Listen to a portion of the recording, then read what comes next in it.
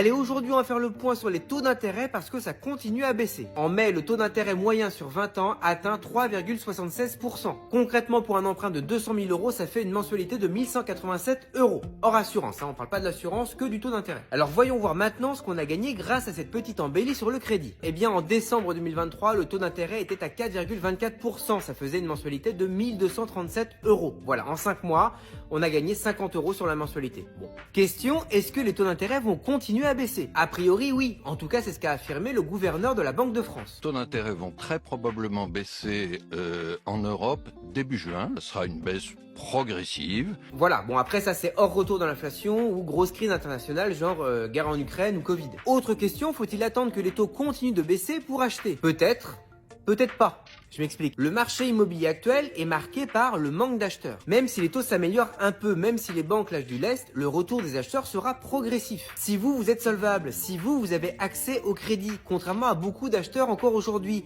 la meilleure solution, c'est peut-être de profiter de cette position pour pouvoir négocier au mieux le prix d'un bien intéressant. Autrement dit, si vous pouvez emprunter, il vaut mieux acheter aujourd'hui en négociant le prix parce qu'il y a peu d'acheteurs sur les rangs, plutôt que d'attendre une quelconque baisse des taux d'intérêt. D'autant que si vous empruntez aujourd'hui et que les taux baissent vraiment dans les mois qui viennent, vous pouvez bénéficier de cette baisse en renégociant votre crédit.